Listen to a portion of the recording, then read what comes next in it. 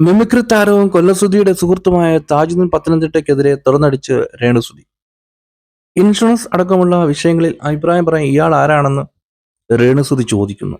രേണുവിനും കുടുംബത്തിനും എതിരെ താജുദ്ദീൻ പത്തനംതിട്ട നിരന്തരമായ അഭിമുഖങ്ങളും പ്രതികരണങ്ങളും നൽകുന്നുണ്ട്. ഈ സാഹചര്യത്തിലാണ് പൊട്ടിത്തെറിച്ച് രേണു രംഗത്ത് വന്നിരിക്കുന്നത്. ബിഗ് ബോസ് താരം ദേവുവിന്റെ ചായ ടോക്സ് വിത്ത് വൈബർകുട്ട് യൂട്യൂബ് ചാനലിലാണ് രേണുവിന്റെ പ്രതികരണം. രേണുവിന്റെ വാക്കുകൾ ഇങ്ങനെ: ഈ താജുദ്ദീൻ എന്ന് പറയുന്ന ആൾ ആരാണ്? തന്റെ തന്തയൊന്നും അല്ലല്ലോ. ഇൻഷുറൻസിന്റെ കാര്യമൊക്കെ ഇയാളെ എന്തിനാണ് താൻ ബോധിപ്പിക്കുന്നത്?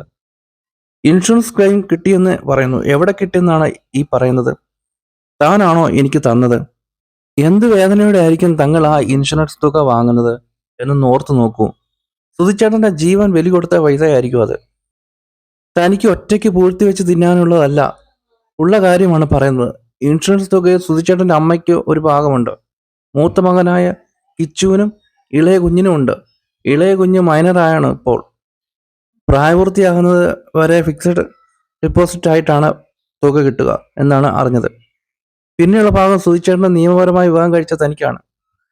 ഇൻഷുറൻസിന്റെ കേസ് നടന്നുകൊണ്ടിരിക്കുകയാണ്, അല്ലാതെ ഒരു പൈസയും കിട്ടിയിട്ടില്ല. ഈ താജുദ്ദീൻ പത്തനംതിട്ടയെ എങ്ങനെയാണ് അറിയുന്നതെന്ന് പറയാം. ലോക്ക്ഡൗൺ സമയത്ത് താനും സുധിച്ചേട്ടന് പുറത്തു പോയപ്പോൾ മുന്നിലൊരു കാർ വന്നു. ഇയാളൊരു മുൻ കലാകാരനാണ് എന്ന് പറഞ്ഞ് സുധിച്ചേട്ടൻ തന്നെ പരിചയപ്പെടുത്തി.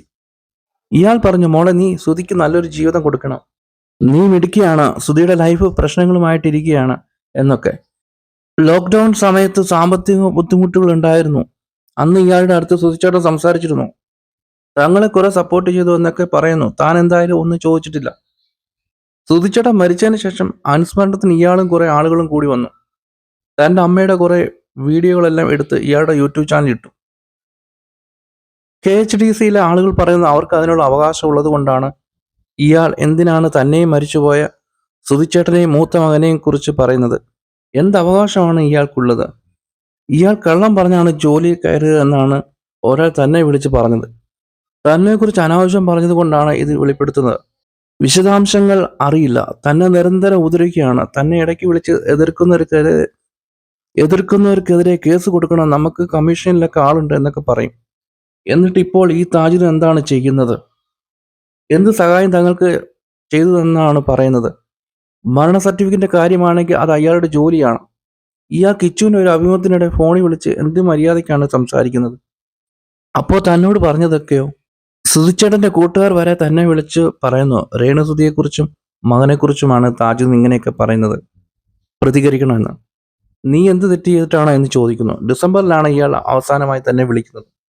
നിന്റെ സ്റ്റാറ്റസ് കണ്ടു, നീ പടക്കം പൊട്ടിച്ച് ആഘോഷിച്ചല്ലേ എന്ന് പുള്ളി എന്താണ് അങ്ങനെ ചോദിച്ചത്? വിധവയായതുകൊണ്ട് പടക്കം പൊട്ടിക്കാൻ പാടില്ലേ? നേരത്തെ തന്നോട് മുന്നിൽ നിൽക്കണം എന്നൊക്കെ പറഞ്ഞിട്ടുണ്ട്. വീടിന്റെ വിഷയം വന്നപ്പോഴാണ് ഇയാൾ നേരെ തിരിഞ്ഞത്, രേണുസുധി പറയുന്നു.